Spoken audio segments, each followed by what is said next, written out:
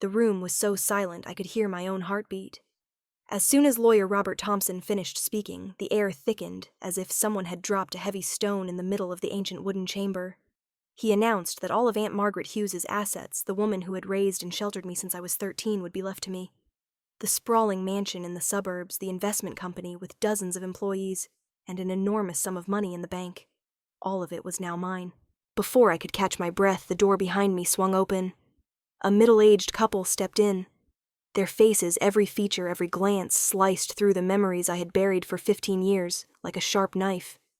My parents, James and Linda Winters, the ones who had abandoned me like a meaningless burden in their lives, now stood before me calm, as if nothing had ever happened. A wave of dizziness washed over me. My legs felt heavy, pinned to the cold wooden floor, my throat dry. I couldn't tear my eyes away from them, torn between hatred and the raw pain of abandonment that surged back to life. Linda forced an awkward smile, while James puffed out his chest and strode forward as if he had every right to sit beside me. "We are Clara's legal parents," James declared, his voice firm and resonant, "and we need to be involved in all decisions regarding this estate." His statement hit me like a hammer to the skull. I was stunned, and Robert frowned but didn't immediately intervene. In that moment, I realized the past had never let me go. It had only been dormant, waiting for the day it would awaken, to tear apart the life I was struggling to build. I took a deep breath, summoning every ounce of strength to keep my voice steady. "Do you remember what you did 15 years ago?" I asked, each word cutting like a blade.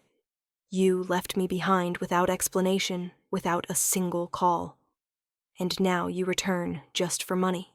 Linda bowed her head, her hands clenching tightly.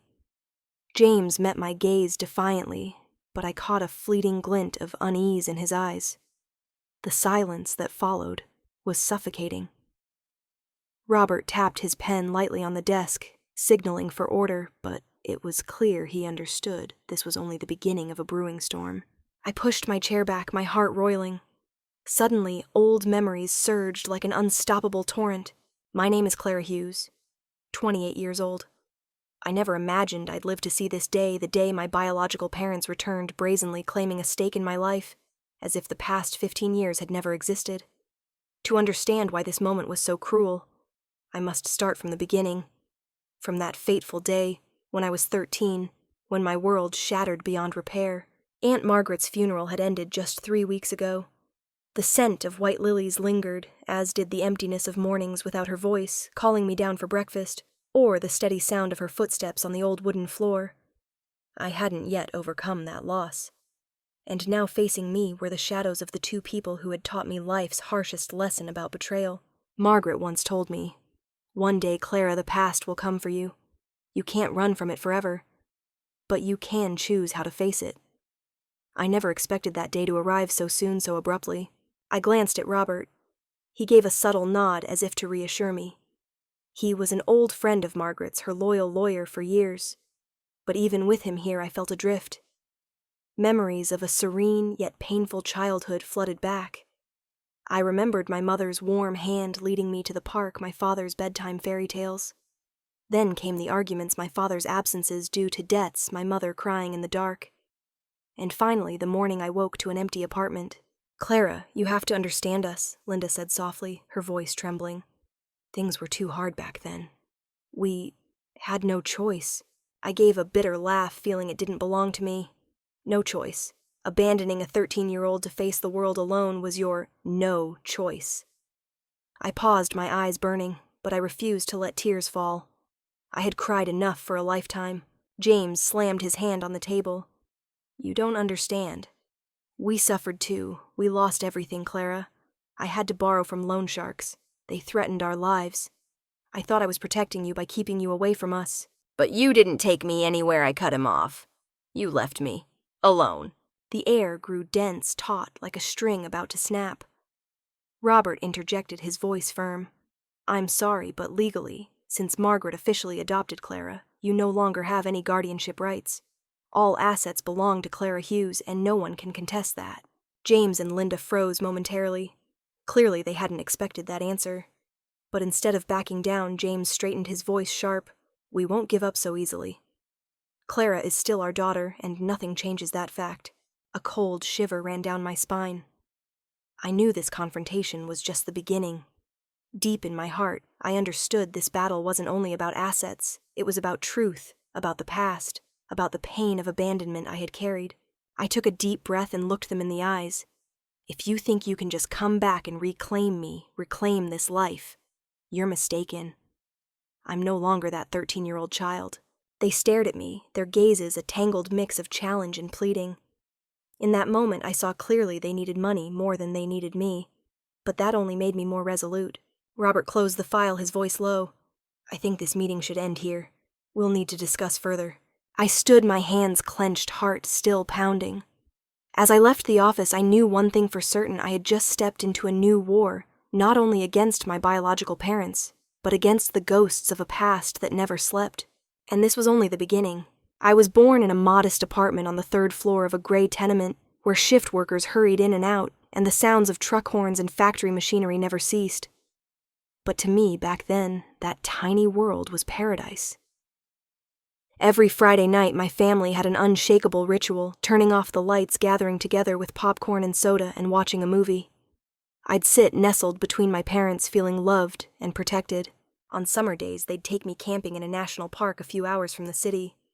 I still remember the first time I saw a star-filled sky, listening to Dad explain the Orion constellation, while Mom gently draped a jacket over me in the chilly night air. I believed that love was eternal, that no matter how chaotic the world outside was, I'd always be safe in their arms. And then there was Christmas. Oh, Christmas was always the most magical time. The small tree in the corner of our living room, decorated with shimmering ornaments from a discount store. I'd eagerly hang a red stocking by the window, certain I'd find Santa's gifts the next morning. In truth, they were small presents Mom had secretly prepared months in advance, a book, a knitted scarf, or a new pair of mittens. I'd hug them tightly, my heart swelling, not because they were expensive, but because I knew Mom had thought of me in every detail. But gradually, strange signs began to appear. I didn't notice them right away, caught up in my childish fairy tale world. But the first cracks were there. My father, James, started disappearing at night.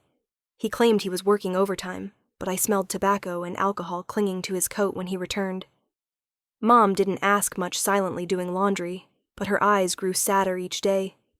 Then came the times Dad rushed home, shoving envelopes of cash into Mom's hands, muttering apologies. Later, I learned he'd fallen into gambling. It started with small bets among co-workers, then escalated to underground casinos, where he lost far more than he won. Each loss brought him home darker, more irritable, sometimes slamming his hand on the dinner table, startling me. My mother, Linda, once a gentle woman who loved tending to small flower pots by the window, lost her spark. I'd come home from school to find her sitting motionless, staring into space. She spoke less, smiled less, and often locked herself in her room, leaving me alone in the silent apartment. As a child, I didn't understand. Only years later did I realize she'd sunk deep into depression. The arguments grew frequent. At first, they were small. Mom blamed Dad for money troubles. Dad accused her of not understanding his pressures. But soon, shouts echoed through the house, dishes shattered, and I saw tears streaming down Mom's face as she quietly cleaned up. I'd huddle in my room, clutching my stuffed bear, praying tomorrow would bring normalcy.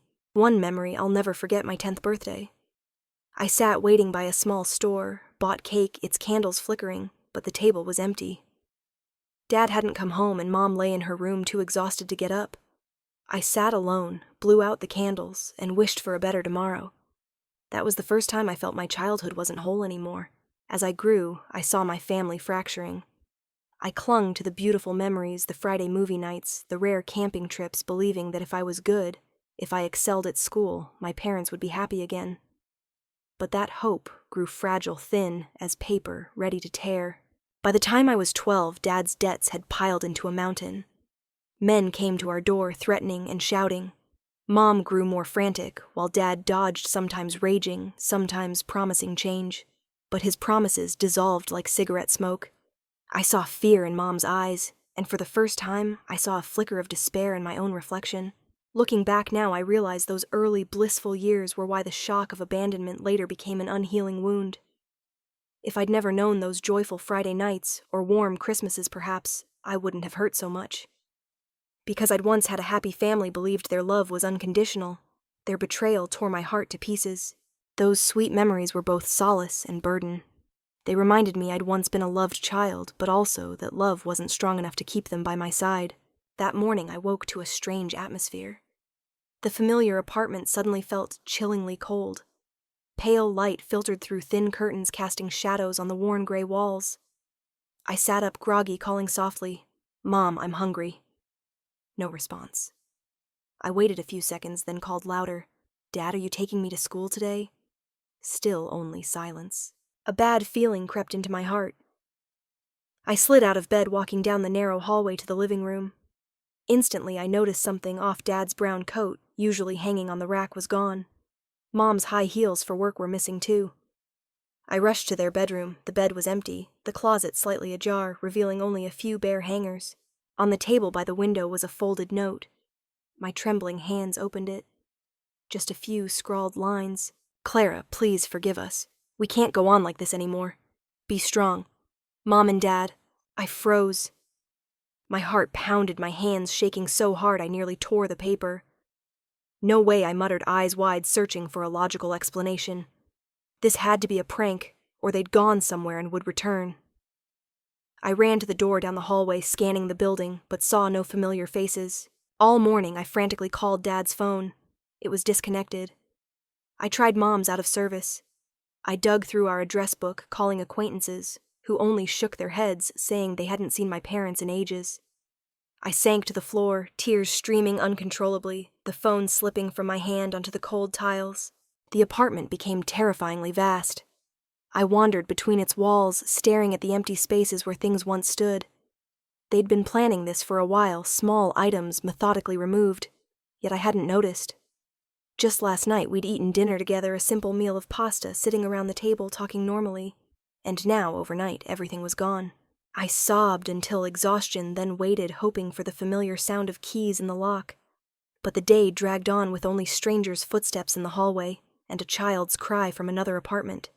Our door remained silent. The days that followed were a blur of fear and despair.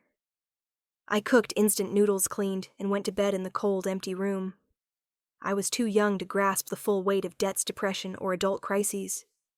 All I knew was that I'd been abandoned like an unwanted object. At night, I clutched my old stuffed bear, trying to sleep, but waking from nightmares. In them, I stood at an empty intersection, watching my parents walk away as I screamed their names. I'd jolt awake, heart-racing forehead slick with sweat. Those dreams haunted me relentlessly, a sentence etched into my young mind. Then one afternoon, as I returned from school, two strangers knocked. One, a woman with short hair and glasses, introduced herself as a social worker. The other was a local police officer. They'd received reports from neighbors that I was often alone without adult supervision. I was stunned, gripping the doorframe, trying to deny it, but the truth was undeniable. The empty apartment, bare closets, unpaid bills piling on the table, and my gaunt face with red-rimmed eyes told the story. The social worker spoke gently, saying they'd help, that I couldn't live alone like this. I sobbed, begging to wait longer, certain my parents would return. But their eyes held only pity and sadness. Soon I was taken from the apartment. They let me pack a few things, a backpack, some clothes, my diary, and the stuffed bear I clung to. As the door closed, I looked back one last time at the familiar room filled with echoes of laughter, Friday movie nights, and the smell of Christmas cookies. Now it was just an empty, silent void. I still vividly recall the first afternoon the social services car drove me away from my old apartment. I sat in the back, clutching my stuffed bear, staring through the dusty window. The familiar city blurred past buildings, streets, small roadside diners, all fading away. My only thought, I was being thrown into a completely unknown world. As the car turned onto a long road leading to an old mansion, I realized my life was about to take a new direction. The house loomed grandly, its walls covered in green moss. Tall windows framed with dark velvet curtains. I'd never set foot in a place like this. Unlike the simplicity of my old apartment, this was vast and cold, like a forgotten castle. The iron gate creaked open, the car stopped, and I saw a woman waiting on the steps. Margaret Hughes, my mother's distant aunt. I'd heard her name in passing stories, but had never met her. She was tall, slender, but resolute, Her hair neatly pinned her face, stern and expressionless. When the social worker introduced me, she only nodded, her gray eyes scanning me as if weighing my worth. "This is Clara," the social worker said, placing a hand on my shoulder. "The court has approved Mrs. Margaret Hughes as her legal guardian. All paperwork is complete." I stood frozen, clutching my backpack straps. Part of me longed to be saved, but another part feared her distant gaze. I'd hoped for an adult to embrace me, to assure me everything would be okay. But Margaret didn't hug me or smile. She turned, walked inside, and said softly, "Follow me." Those first days in the mansion felt like living in another world. Everything was too orderly, suffocatingly so. The grandfather clock ticked steadily. The wooden floors gleamed without a speck of dust. The dining table was set with pristine white linen chairs aligned perfectly. Margaret had unwavering rules every hour, had its task, meals were eaten in place. Bedtime was strict, and wandering aimlessly was forbidden. At our first dinner, I sat across from her in the vast room. Candlelight cast her shadow on the wall, stern and proud. She asked brief questions. "Where do you want to study? What are your hobbies?" Her tone was even devoid of warmth. I answered, awkwardly afraid, then fell silent. She nodded and said, "Here you'll learn discipline. There's no room for indulgence." I swallowed hard, a wave of sadness rising. Indulgence reminded me of distant memories, Dad bringing popcorn for movie nights, Mom's gentle smile when I clumsily baked cookies. Now all that was gone, replaced by a heavy mansion and a stranger as my guardian. The legal process dragged on for weeks. I was taken to court, sitting in a dark, paneled room, listening to lawyers and a judge discuss terms I barely understood: legal guardian, alternative care, ensuring the minor's welfare. It felt like a stiff play, where I was a minor character. Margaret's lawyer confirmed her financial stability, character, and clean record. The social worker reported my abandonment, noting no other immediate relatives besides Margaret. Then the elderly judge banged his gavel, declaring, "As of today, Mrs. Margaret Hughes is Clara Winters's legal guardian." In that moment, a new chapter opened, but I didn't know whether to feel joy or sorrow. Part of me knew I'd been saved from an aimless life, but another part feared the hand holding my fate was too cold. Margaret never yelled or hit me, but her strictness was like a thick layer of ice over the house. She woke me at 6, made me exercise, served fixed menu breakfasts. She checked my homework, demanded nightly reading and full note-taking.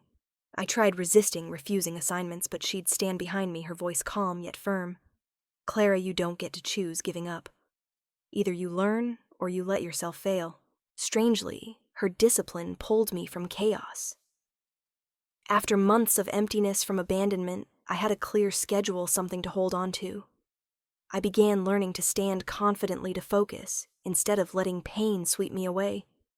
But deep down, an invisible wall remained between me and Margaret, one not easily crossed. One night I secretly sat in the second-floor hallway, hearing Margaret's footsteps below. She paused long before a photo in the living room, a younger her with a man I didn't recognize. I saw her shoulders tremble as if suppressing something. In that moment I realized beneath her cold exterior might lie a deep sadness. But I was too young, too lost to knock on that heart's door. 2 years under Margaret's roof changed me more than I expected. I learned self-discipline, restraint, and that life isn't always fair, but you must move forward. Margaret never said she loved me, but sometimes she left a glass of warm milk by my door when I was sick, or quietly adjusted my blanket when I fell asleep studying. Those small, silent acts made me feel not entirely alone. From an abandoned child, I became a teenager with a guardian, not the warm love I craved, but protection and discipline. And I knew this would shape me for the next turns in my life. There were mornings I woke up staring at the high ceiling of the lavish room, unsure if I was in a dream or a cleverly disguised prison. The grandfather clock downstairs chimed steadily, each tick a relentless reminder that in this place I was no longer free to be reckless. Margaret Hughes had pulled me from the empty apartment where my childhood ended, but in return she placed me in a rigid framework that felt suffocating. Every day was the same. At 6 a.m. the alarm blared. If I didn't get up, Margaret would open my door, standing sternly at the threshold, her voice not loud but undeniable: "Clara, it's time." I could hide under the covers or feign illness, but her cold patience made resistance futile. She wouldn't leave until I sat up, my feet touching the icy wooden floor. After light exercise came breakfast. The long table, white tablecloth, perfectly arranged plates, and meticulously prepared food, nutritious. but devoid of familial warmth. No lively chatter, just the clink of cutlery and her occasional commands. Eat slowly. Sit up straight. Don't let crumbs fall. I felt both angry and hurt. In my mind, family meals meant Mom's laughter, Dad's witty stories.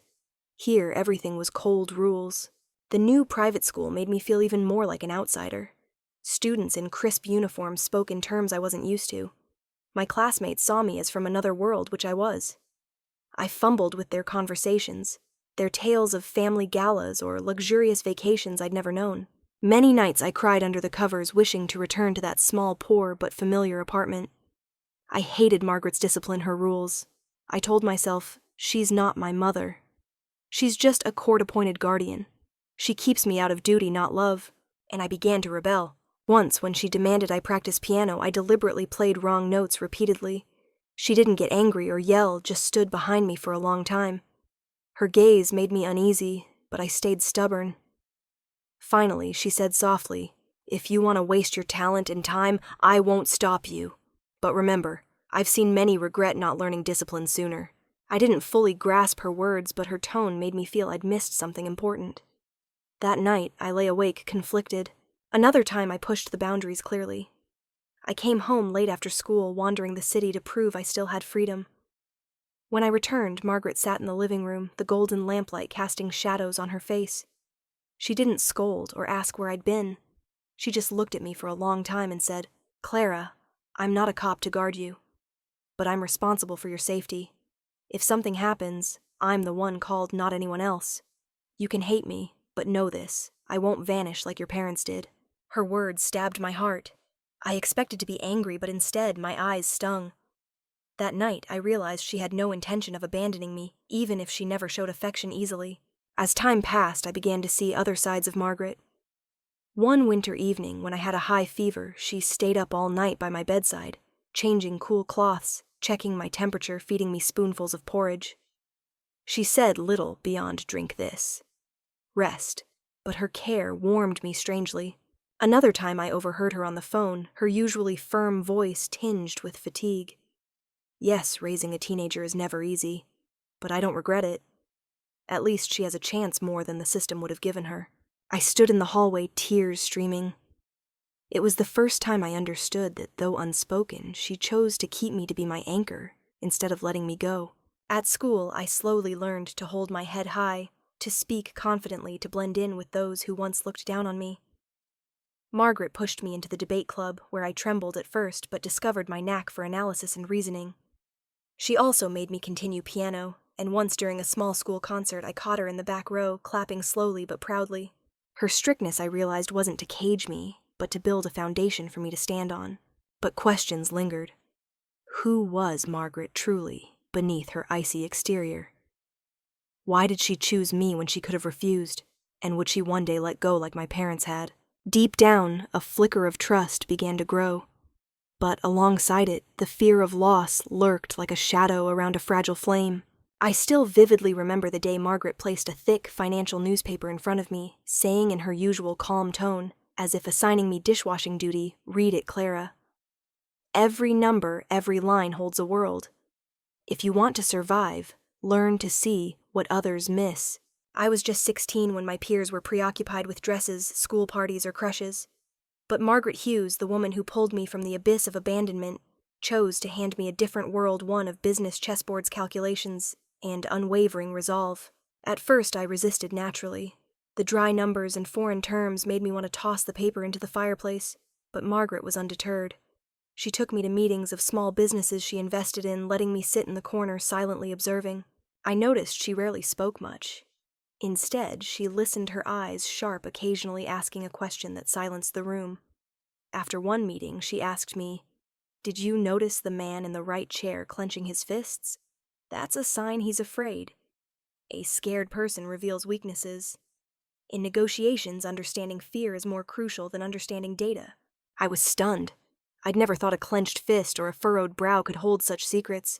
But amidst these strict lessons, my teenage life wasn't easy. The prestigious private school still saw me as an outsider. I lacked the wealthy family backing the European trips to brag about at lunch.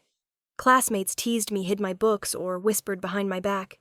Once I failed an advanced math test so badly, the teacher called Margaret in. I was mortified expecting her disappointment or scolding for not being worthy of her opportunities. But on the drive home, she only said, "Failure isn't a life sentence, Clara. It's just the first test to see if you're ready to stand up. I've lost before, and those losses taught me how to win." I stayed silent, but her words sank in. Margaret didn't just teach me knowledge. She taught me resilience. Every morning, she made me jog with her around the vast garden. When I complained of exhaustion, she replied, "Your body must learn patience before your mind can endure. The long road isn't for quitters." Some days I cried mid-run, my legs aching, sweat pouring. I thought she'd pity me, but no. She stood at a distance, her gaze steady. "If you want to stop, stop. But ask yourself, do you want to spend your life stopping at every hardship?" Her question made me grit my teeth and keep running, and when I reached the house, I was shocked to realize I'd surpassed limits I didn't believe I could. At 17, I presented a small school project, a fundraiser for orphaned children. I was so nervous my hands shook, my voice faltered. Classmates snickered. I stumbled through a few sentences and gave up. That day I came home, threw my papers on the floor, and shouted, "I can't do it. I'll never be like you." Margaret approached, picked up the papers, placed them neatly on the table, and looked into my eyes. "Clara, I don't want you to be my copy. I want you to find your own strength. If you spend your life running from challenges, you'll never know how high you can stand." For the first time, she touched my shoulder lightly. That small gesture brought tears to my eyes. I realized she didn't want me to give up. I returned to school, requesting to present again. I practiced for hours in front of a mirror, recalling Margaret's advice: look into their eyes. Believe in what you're doing. Sincerity is stronger than any trick. On presentation day, I was nervous but didn't quit. I spoke about my abandoned childhood, about other children lacking family, and about the small hope we could offer them. When I finished, the room was silent for a moment. Then applause erupted. Though the project raised little money, I knew I'd won against myself. When I told Margaret, she nodded slightly. "Good. You've learned the first lesson, resilience." From those lessons, I began seeing the world differently. Failure wasn't a scar to hide, but a stepping stone to stand firmer. The isolation at school no longer scared me. I found a few genuine friends who listened. Margaret never showed overt affection, but I knew she watched my progress. Once I found her keeping a small article about my school's fundraiser in her desk drawer. She never mentioned it, but I saw pride in her eyes. By 18, I understood Margaret didn't just teach me to survive a harsh world, she gave me tools to build my own life. She forged in me determination, self-respect, and the belief that no matter how many times I fell, I could stand again. And just when I thought I could find peace in my progress, fate threw me into a greater challenge. For the blood ties I'd lost long ago were about to knock again. I'll never forget the moment I held the acceptance letter from Northwestern University. The bold words, "We are pleased to welcome you," blurred as my eyes teared up. I cried not just from joy, but because for the first time my efforts were fairly recognized. I showed the letter to Margaret. She read it silently, lips pursed as usual. I waited for praise, a hug, or even the light shoulder touch she'd once given. But no, she only nodded, her voice calm, good. "You've chosen this path. See it through. I believe you can." At first, her words felt cold, but I knew behind her restraint was complete trust in me. That trust became my drive to enter a new phase of life. My years at Northwestern were a turning point. I left the old mansion for a cramped dorm, learning to manage everything from breakfast to textbook bills. Many nights I stayed up in the library studying while working part-time at a nearby cafe. Some days exhaustion tempted me to give up, but I'd recall jogging with Margaret, her question echoing, "Do you want to spend your life stopping at every hardship?" In this new environment, I learned to open up. I befriended Amelia, my roommate from Texas, who taught me not everyone judged my past. With her, I could share my deepest pains, and instead of pity, she'd listen and say, "You're stronger than I thought. Not everyone survives what you did." Her words helped me stop seeing myself as the abandoned child and start valuing myself. Margaret and I kept a Sunday evening call routine. At first, they were formal, like an employee reporting to a boss, but gradually the gap closed. Once I told her about a professor harshly critiquing my strategy essay for lacking creativity. I expected a stern rebuke, but she paused and said, "Don't just repeat what I taught you. Learn to see the world through your own eyes." "That's what I expect." I was stunned. All along, she didn't just want me to be as capable as her, she wanted me to be my best self. Each summer I returned to the mansion. Dinners were less heavy. I shared trivial school stories, youthful mishaps. Sometimes I caught the corner of her mouth twitch almost a smile, though she never let me see it fully. That was enough to know the gap was closing. One Christmas Eve by the fireplace, I asked softly, "Have you ever thought of seeing me as your real daughter?" Margaret didn't answer immediately. She stared at the flickering flames, her voice hoarse. "I never had a child. But if I did, I'd want her to be as resilient as you." I sat still, tears silently falling. In that moment, I knew family didn't require blood. After 4 years, I graduated with a degree in business and marketing. The ceremony was under a bright blue sky, friends embracing their families in joy. I looked around and saw Margaret at the back, tall and steady. She didn't wave or cheer, just gazed at me deeply. In that moment, I knew I wasn't alone. After the ceremony, she approached, placing a small box in my hand. Inside was a fountain pen engraved with C.H. Clara Hughes. "You've proven you're worthy of this name," she said. I couldn't hold back, hugging her tightly. For the first time, she didn't pull away. After graduating, I chose to return, taking a marketing director role at the family company Margaret built. It wasn't easy. I could have chased opportunities in Chicago or New York. But I knew this wasn't just a career. It was a responsibility. My first days at work were disorienting, surrounded by formal boardrooms and thick reports. Employees eyed me with skepticism. Could a young woman deserve this role? I worked double-triple to prove I wasn't just Margaret Hughes's niece, but capable in my own right. Margaret rarely intervened, but watched closely. After a failed ad campaign, I sat in my dark office questioning my path. She walked in, placing a hot tea in front of me. "Remember the first time you ran with me? You cried from exhaustion but reached the finish line. This is no different. Failure is just a leg of the journey." I nodded. She believed in me, and I had to believe in myself. Over time, I achieved small successes. A bold campaign expanded our market share. A conference speech earned new respect. I felt myself growing, no longer the trembling girl, but someone who could stand against challenges. Most importantly, my bond with Margaret changed. It was no longer a cold tie between guardian and abandoned child, but a deep connection between two people who'd faced loss and learned to trust. But life rarely lets peace linger. Just as I walked a seemingly steady path, a shadow from the past returned. One day in my office, I received an unmarked letter. Inside a brief note, "We are still your legal parents. We want to meet you." My hands shook.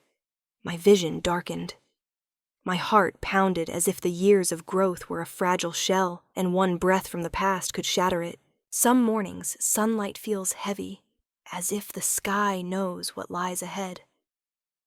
That day, as I descended the mansion's staircase, I saw Margaret in an armchair, her face pale, hands trembling uncontrollably. Her favorite Earl Grey teacup fell shattering on the floor. In that moment, a chill ran through me. The strong, disciplined woman, my unwavering pillar, suddenly seemed fragile as a dry branch in the wind. "Aunt, are you okay?" I asked, my voice shaking as if I were the one in pain. Margaret forced a smile, but it was so faint it made me want to cry. The next day, the doctor called me into a private room, his voice calm but delivering a brutal verdict: pancreatic cancer, final stage.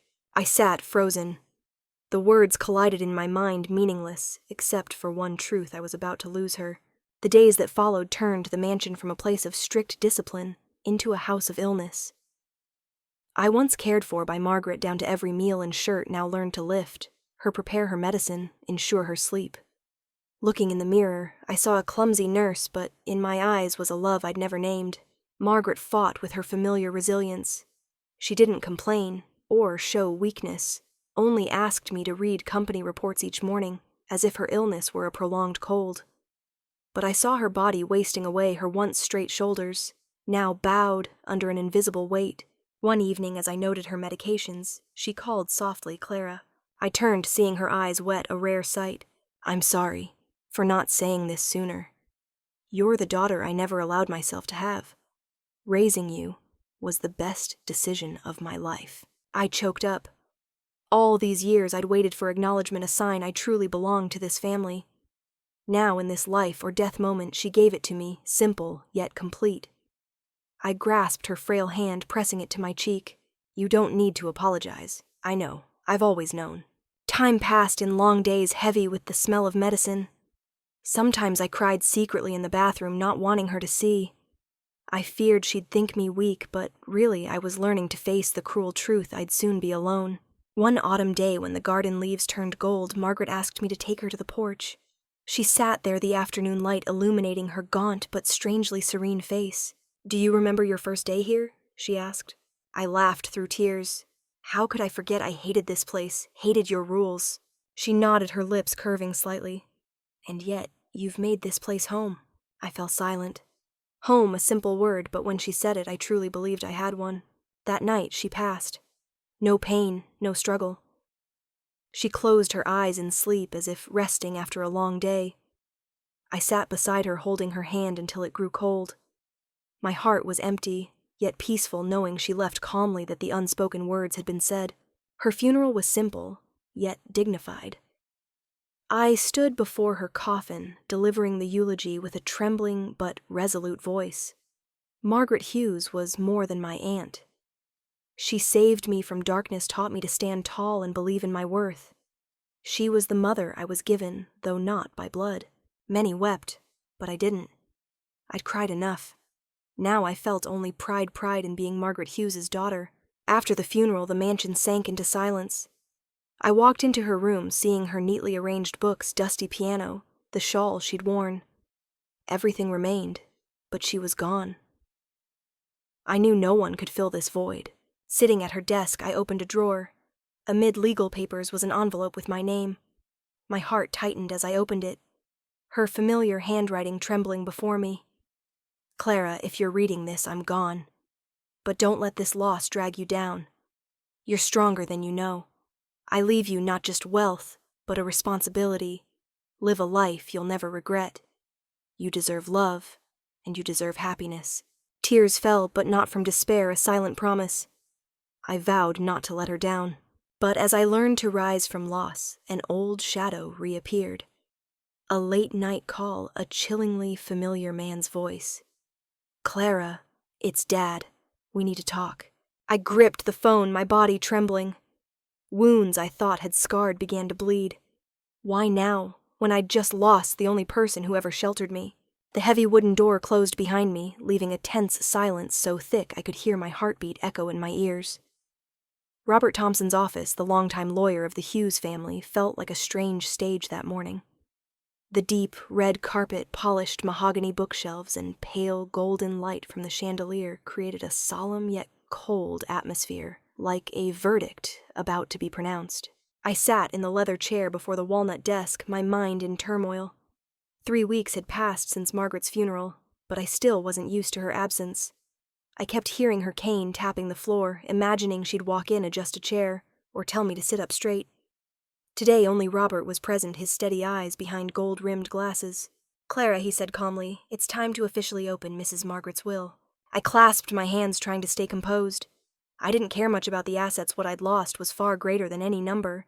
But I knew Margaret had planned everything meticulously, and I needed to face this like an adult. Robert opened the file, reading slowly, clearly. "I, Margaret Hughes, in sound mind, bequeath all my assets, including real estate company shares and investments, to Clara Winters, my legally adopted daughter." I took a deep breath. All of it. I'd suspected as much, but hearing it aloud, my heart clenched, not for the wealth, but for Margaret's absolute trust in me. It was final proof I wasn't just a guest, but her chosen heir. But as my heart swelled with emotion, a sudden door opening shattered the solemn air. I turned sharply and froze. James Winters. His hair now gray, his face gaunt, but with that familiar gaze.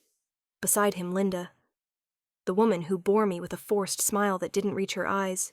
My throat tightened. Images flashed empty apartment, the note of abandonment nights, crying alone. They walked in as if nothing had happened, as if 15 years had been a fleeting dream. Clara James said, his voice rough. "Our daughter." I trembled, torn between rage and numbness. Our daughter. I'd waited for those words my entire childhood, and when I needed them most, they were silent. Now, when everything had changed, they tossed them out slick as a card. Robert stood frowning slightly. "Excuse me, who are you?" "We," Linda interjected, her voice frail, "are Clara Winters' biological parents." The room seemed to stop breathing. I wanted to scream, to deny they were my parents dead to me the day they left. But my throat only let out a cold, sharp laugh. How interesting, I said, eyes fixed on them. 15 years of silence. And you choose to show up at a will reading. James winced as if my words were a slap. He stepped forward, but I instinctively stepped back as if their touch would unleash painful memories. Clara, I know. You're angry, but we're still family. Family? The word sounded like a cruel joke. I recalled half-eaten dinners interrupted by arguments, Mom's silent despair the morning I woke to an empty apartment. If that was family, I'd rather have none. Robert cut in sternly. Legally, Clara is the sole heir named by Mrs. Hughes. Your presence today is irrelevant. But James didn't back down. He looked at me, his eyes mixing regret and determination. We need to talk. Just the three of us. You owe yourself the truth. I stiffened. Part of me wanted to walk away in this farce. But another part, the 13-year-old still waiting by the window, trembled with curiosity. What truth? What could justify 15 years of absence? Robert placed a hand on my shoulder, signaling I didn't have to endure more. But I raised my head, meeting their familiar yet alien gazes. If you want to talk, I said. Voice cold as steel, be prepared to hear me. The room's air thickened. Linda bowed her head, shoulders trembling, while James clenched his fists like a man bracing for battle. I knew this was just the opening act. The ghosts of my past sat across from me, and I wasn't sure I was ready to face them all. But I knew I couldn't back down. I don't know how long I sat in the small cafe on Main Street, only that my hand kept stirring the silver spoon in a cold cappuccino. The cozy room with soft yellow lights and the faint smell of waffles should have been comforting, but today it felt like an unofficial courtroom. Across from me, James and Linda sat close, their postures rigid. Every time I glanced up, Linda averted her eyes, while James forced a calculated smile. I spoke first, not letting them take control. You wanted to talk, so talk. I've heard enough empty words. I want the truth. James cleared his throat, his gnarled hand resting on the table. Clara, it wasn't as simple as you think. Back then, we had to leave. We were drowning, in debt threatened. You were too young to understand. A dry laugh escaped my throat. Debt, I remember nights you buried yourself in gambling, days Mom sat in darkness without a word. If you cared about me, why not go to the police or seek help? Instead, you chose to vanish. Linda looked up, eyes wet, voice shaking, sweetheart. I never wanted to leave you, but it was too much. She trailed off, trapped in her own words. The air was stifling. I was about to respond when the cafe door opened and Robert walked in carrying a thick, neatly clipped file in a leather briefcase. James and Linda flinched at his arrival. Robert greeted me and sat, his voice calm but firm. I think Clara deserves the full truth, not just one side story. He opened the file, pulling out documents one by one. The rustle of paper felt heavier than the wind outside. This is a copy of the court's decision when Clara was 16. Mrs. Margaret Hughes was granted legal guardianship.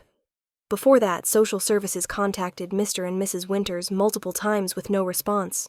I saw James shrink slightly. Linda bit her lip, her gaze drifting. Robert continued unwavering. These are records from Mrs. Hughes's former lawyer.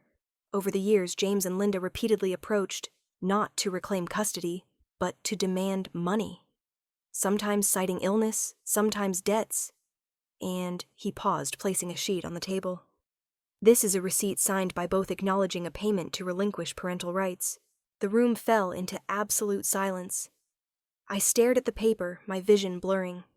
I didn't know what I felt, rage, pain, or a twisted sense of release. The doubts that haunted me were now laid bare. I looked up, hands trembling with anger. So it's clear. You didn't leave for any noble reason. You sold me, your own daughter. James flushed, trying to keep his voice steady. Clara, you don't understand. We were desperate. That money at least ensured you'd be cared for better. Don't justify it, I nearly shouted. A few patrons turned, but I didn't care. If you truly thought of me, you wouldn't have vanished like cowards. If you loved me, you wouldn't return the moment assets were announced. Don't call this love. It's just money. Linda sobbed, clutching James's sleeve. But in her eyes, I saw her tears held no weight of remorse, only the helplessness of someone unmasked. Robert closed the file, his voice cold. I think the truth is clear. Clara owes you nothing legally or emotionally. I took a deep breath trying to regain calm. But inside childhood memories swirled family movie nights, laughter, mixed with arguments, and that fateful morning in an empty apartment. Now I knew it wasn't just a random tragedy, but the result of a cold decision. I stood looking straight at them. I used to wish you'd come back, explain everything, and love me like a daughter. But now I understand you only care about money. So know this, Margaret Hughes's wealth isn't for you. It's for the person she trusted me. James opened his mouth, but my glare stopped him. I turned and walked out, my legs shaking but steadier than ever. Outside, the cold wind slapped my face, making me strangely alert.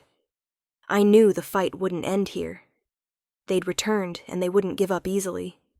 But I also knew I was no longer the weak 13-year-old. I had Margaret's strength forged from years of rising from the abyss, and if needed, I'd fight to the end. I never thought my home, the place I tried to keep peaceful and safe, would become a battlefield of shouts. That night, the living room glowed with light, the air thick with tension. James stood across from me, his face flushed, veins bulging on his forehead. Linda sat on the edge of a chair, hands clasped, eyes darting as if seeking an escape but too afraid to speak. Clara James slammed his hand on the table, rattling a glass of water. You can't deny us. Blood is blood. That fortune is partly yours because of us. His words sent blood rushing to my head. I fought to keep my voice steady but trembling. You're wrong. I'm here today not because of you, but because of Aunt Margaret. She saved me from abandonment, raised me, taught me, and loved me in ways my biological parents never did. James laughed, a dry, mocking sound. Loved you? A rich woman adopts a kid and you call that love? That's just a power game, Clara. We're your real family. His words ignited unhealed scars. I snapped, real family doesn't abandon their child for money. Real family doesn't vanish and return when they smell wealth. In that moment, James's face changed. He opened his mouth to retort, but suddenly clutched his chest, his breathing ragged. A low groan escaped his throat. His body swayed, then collapsed to the floor. Dad, Linda screamed, rushing to him, her face pale, tears streaming. I froze for a moment, heart pounding. Part of me wanted to turn away to leave him, but an instinct kicked in. I rushed over, grabbing my phone to call for help, my voice shaking. Emergency, please, come now. A man's having a heart attack, unconscious. The address is... The wait for the ambulance felt endless. I knelt beside James, watching his pale face, his chest faintly rising. Memories flooded back the morning I woke at 13 to an empty apartment, the cold note left behind. Yet here I was, holding his hand, terrified it would slip away forever. When the ambulance arrived, Linda and I got him on board. On the way to the hospital, my heart raced, my mind a mess. A voice inside me whispered, "If he dies now, I'll never hear an apology." The hospital reeked of antiseptic. James was rushed to the ER. Linda and I sat in the cold hallway, fluorescent lights glaring down. She sobbed uncontrollably, hands trembling over her face. I sat still, hands clenched, until numb eyes fixed on the closed ER doors. About 2 hours later, the doctor emerged. He had a heart attack, but was brought in time. We've intervened. He's stable for now, but needs monitoring. I exhaled, a weight lifting from my chest.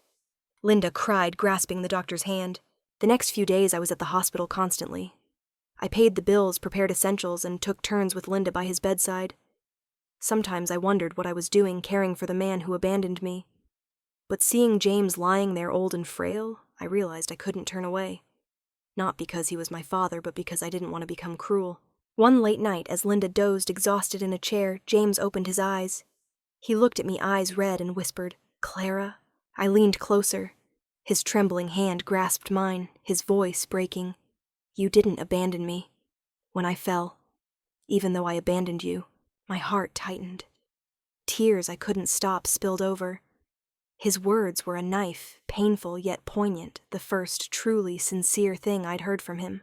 "I'm sorry," James cried, tears rolling down his gaunt cheeks. "I was wrong, so wrong. But you're here. I don't deserve it." I choked up, gripping his hand. "Yes, you were wrong. And that wound won't vanish. But forgiving doesn't mean forgetting. It means choosing to act with kindness. Because I don't want to be the person you were." James looked at me for a long time, then closed his eyes, tears lingering at the corners. In that moment, I understood forgiveness doesn't erase the past. It's facing it, accepting it happened, and choosing a response that doesn't let darkness consume you. I sat there all night listening to the steady beep of the monitor. For the first time, I felt a fragile thread connecting me to James, not by blood, but by a lesson in humanity.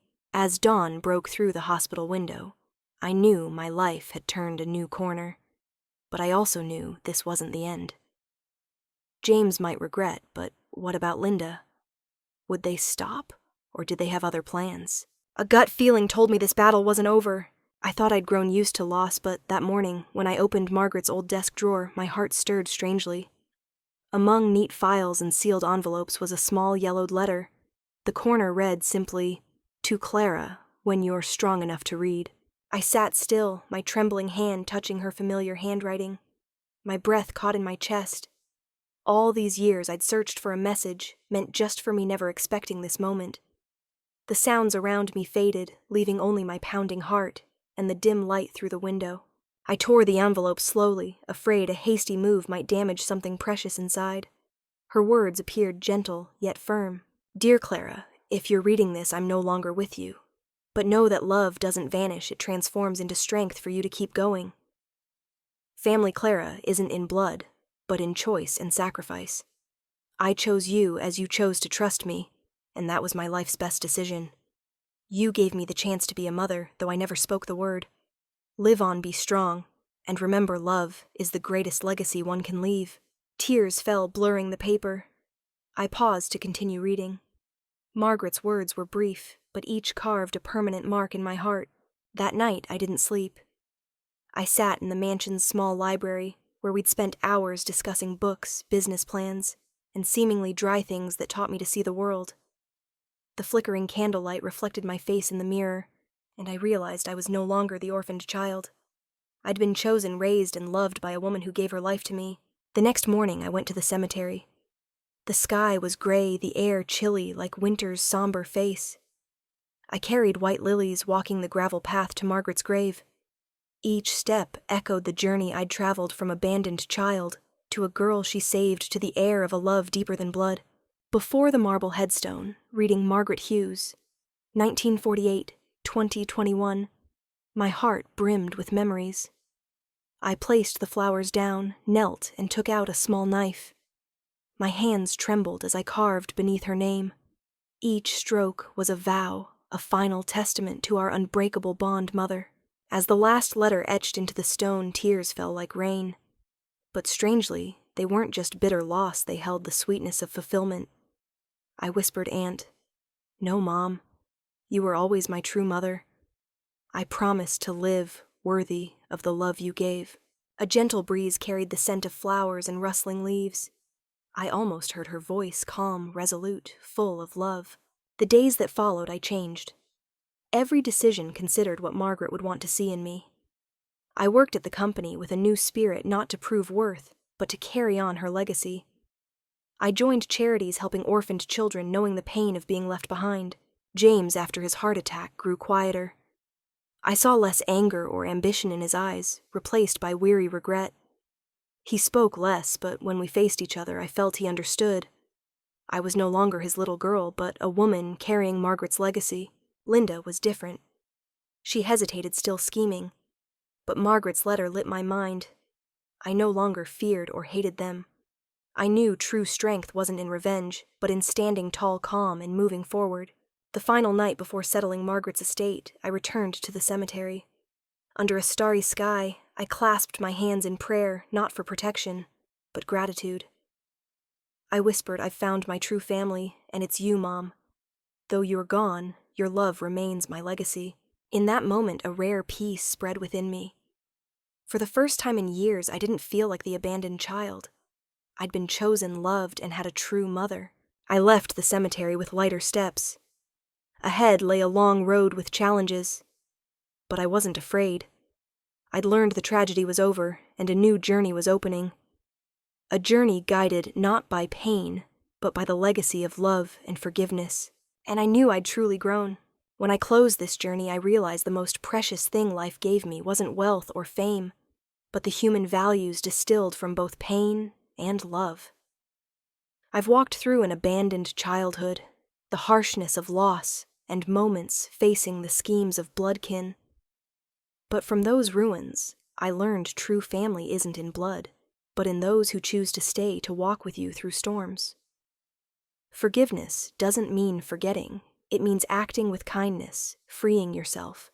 If you've ever felt lost or alone, I hope this story reminds you there's always light ahead. Sometimes that light is the faith you create, or the hand extended at the right moment. Thank you for joining me through this long story. If you find value in it, please follow and share this channel to spread messages of love, forgiveness, and resilience. This is how we extend the legacy of humanity.